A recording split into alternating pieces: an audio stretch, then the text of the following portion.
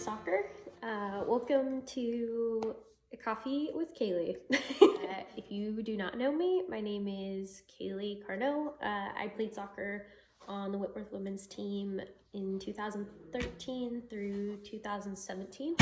Might have even been 2014. But I played with Bean, or Hannah. I'm not sure what you guys call her, but I hope you call her Bean. Anyways. No, but honestly, I am excited to be here with you guys. I wish we were together in person, and you know, maybe eventually we will sit down and actually share a cup of coffee together. But yeah, I remember just thinking to myself when being asked us to make this video, I'm like, what am I gonna say to these girls? Like, what wisdom do I have for people who have walked through college and soccer during a pandemic? I'm gonna try my best. So here we go.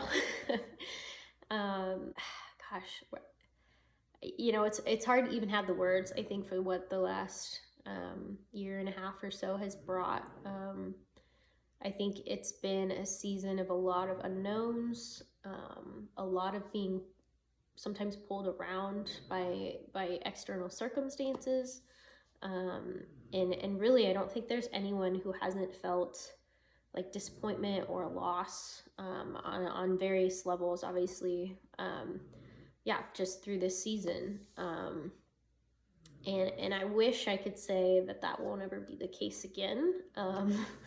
But honestly, it likely will at some point, because you know we live in an imperfect world that way.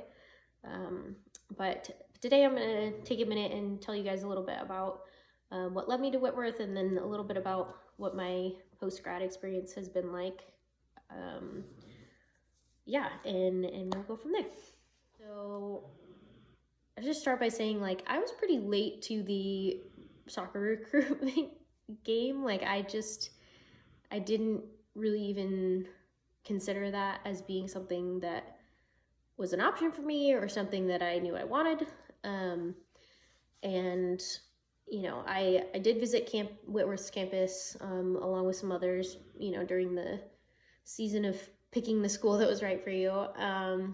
And you know, I immediately on like visiting Whitworth, I just felt different and something felt really good and really right.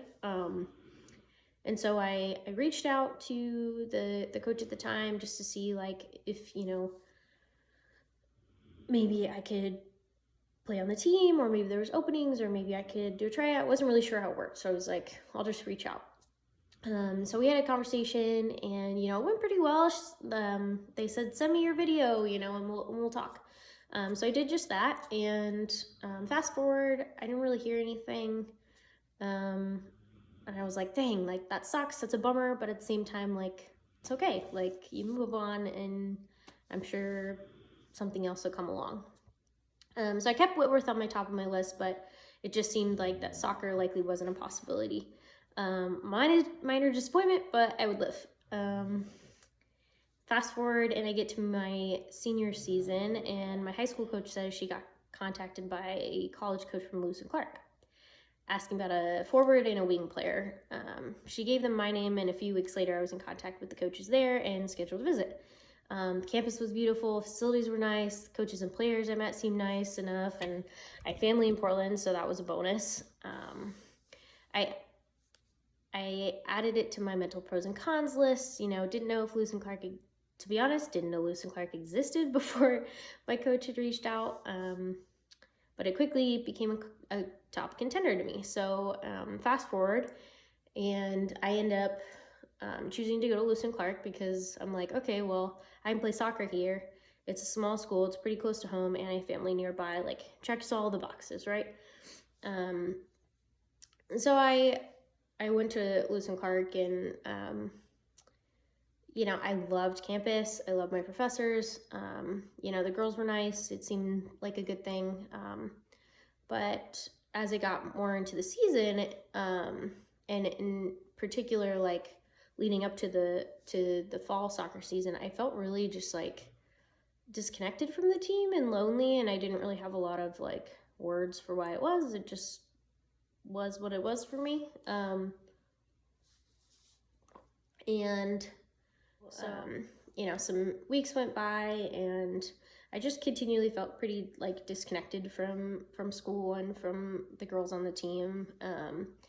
And I, they spent their weekends out and about, and I spent my weekends with my grandparents. And something really hits you when you are hanging out with your grandparents on a Friday night. Yeah, in all seriousness, I just, I was feeling like an outsider, and it was starting to affect how I played. So I met with the coach, and we talked, and of course I'm, tears as I'm like, this isn't working for me. I don't know why, like I'm trying, but it just doesn't feel like a right fit. And so, he graciously said, I'll call Whitworth coach. We'll see.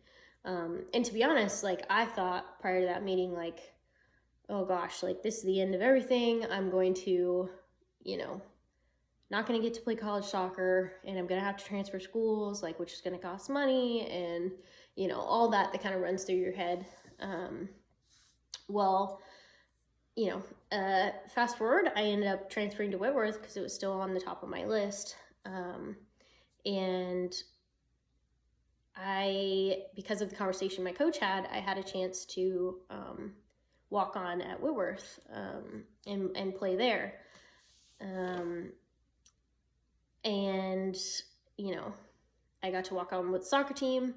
The best part of everything of transferring was I got a room to myself, just because they'd already done roommate selections. So my first 2 seasons at Whitworth went pretty well. My junior year, I didn't get as much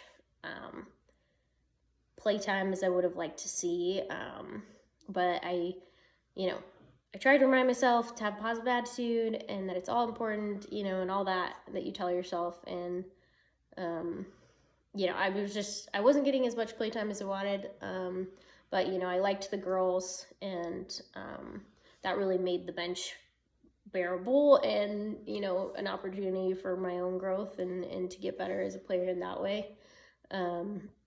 So senior year, Bo gets hired. So here's this dude who comes in, and he's like bouncing up and down and telling us every day how great it is and what a great day it is to play soccer. And, look at the green grass and the blue sky, and we'd kind of all roll our eyes and think like, yeah, okay, you said that yesterday, like we're good. But I'm sure you guys already know this, but, he's a really great coach, and, I felt really encouraged and blessed to be able to play under him my last year. And, I know sometimes that relentless positivity can be kind of weird, but I would really give a lot to go back and play one more season under him and with that team. So, anyways, since graduation from Whitworth, I ended up deciding to go to Connecticut for grad school for industrial organizational psychology, which is like business psychology in a nutshell. Because I really loved people, and I really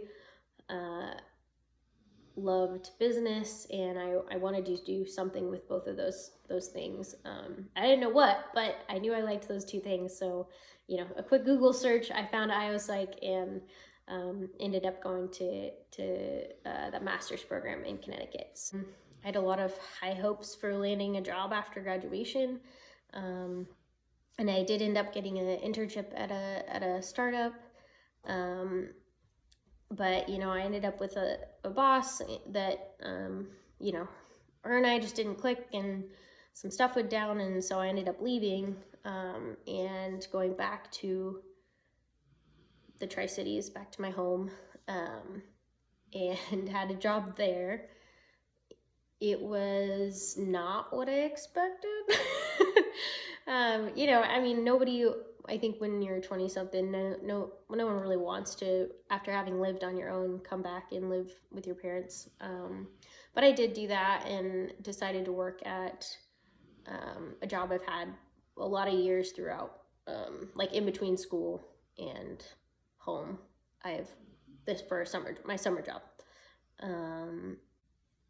So as that contract position was coming to a close, COVID was kind of just starting up. So, not an easy time to get another job. And at the time, I really didn't have new connections where I could easily get plugged in. So I ended up going on unemployment for a while, and I got this letter in the mail.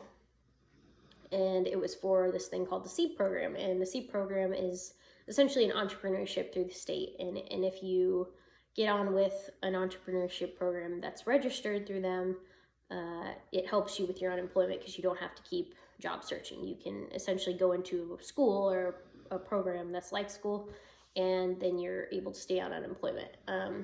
So that's what I ended up doing, and I'm now starting my own design consulting business, and that's also honestly something I dreamed about years ago, but wouldn't have even known I wanted again if it wasn't for these other two jobs and those experiences.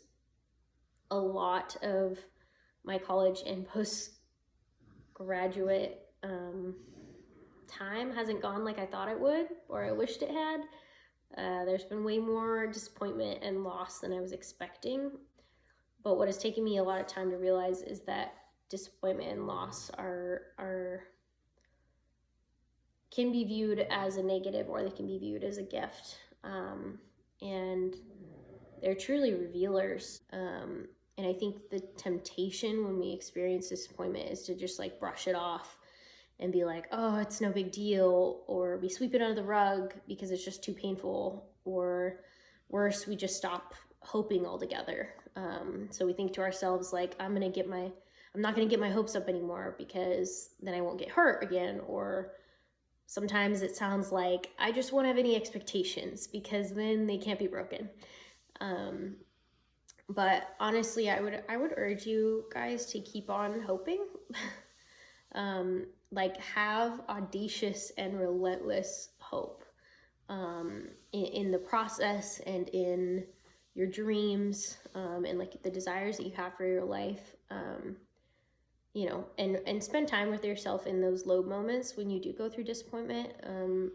Spend time with yourself long enough to figure out like, what is that thing that you hope to do in the world, and no amount of disappointment could ever change. Like that thing that even if you said you were giving up hope, it would still burn on low. Like, what is that like pilot light of your soul? And I know at Whitworth there's a lot of talk about like heart and mind and vocation, and calling and purpose, and a lot of words like that are thrown around. And it can be a lot of pressure when you're in school. Like especially in college, I remember just feeling like I don't know what the heck I want to do with my life. I kind of know things I like, but I don't really know. And some of you may not be like that. Some of you may have had a plan all along, right? But I think regardless, just to like know that it's not all on you, that God will lead you through to what you're made to do in this life. So, I guess post-grad life might not be everything you expected, but it really could be all that you hope for and more, especially if you refuse to give up hope and trust in the one who made you. And, no pressure. Like, I know a lot of you are probably still figuring out what faith looks like for you, and that's okay, but, all I'll say is that don't give up on God, because he definitely hasn't given up on you. College soccer is not a thing you get to do twice. So yeah, I would just encourage you guys to soak it up for all it's worth, and love on your teammates and let them love on you. and you'll be better for it. That's for sure. All right. Thank you guys. Bye.